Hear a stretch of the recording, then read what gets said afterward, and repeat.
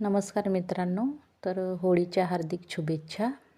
आणि आम्ही आलो आहे आमच्या गावाच्या जंगलात पळसाची फुलं घ्यायला आणि जिकडे तिकडे छान अशी फुलं आली आहे आणि तुमच्यापैकी बऱ्याच लोकांनी ही फुलं बघितली असेल पण त्याचा उपयोग तुम्हाला माहिती नसेल आणि ही फुलं वर्षातून एकदाच येतात। तर बघा किती सुंदर फुलं आहे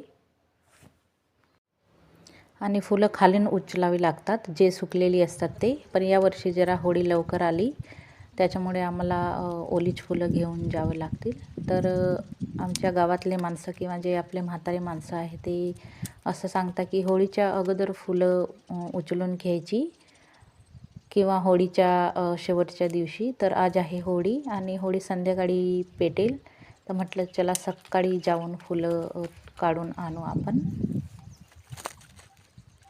तर ही बघा एवढी फुलं काढली मी आणि ही फुलं थोडीशी एवढीशी घ्यायची आणि आपली हात रुमाल असते त्याच्यात असं गुंडाळून पाण्यामध्ये टाकून द्यायचं, चांगल्या पाण्यात। तर ते पाणी मुलांना थंड झाल्यावर आंघोळ करून द्यायची असते आणि थोडं पाजून पण द्यायचं।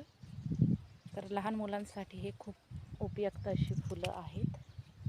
तर मी दादूसाठी घेऊन चालले बघा। तर असं मी साफ करून घेते। तर आता ही फुलं ओली आहे तर घरी जाऊन मी त्यांना सुकून घेईल। आणि एप्रिल मे आणि जून हे 3 महिन्यात खूप कडक ऊन पडतं, तेव्हा लहान मुलांना आंघोळ करून द्यायची असते।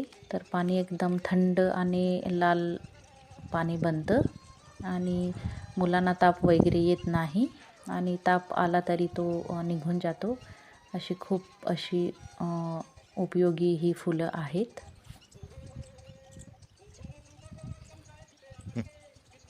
तर आम्ही दरवर्षी ही फुलं उचलून घेऊन जातो किंवा आईन ते उचलून ठेवतात, मग आम्ही घेऊन जातो।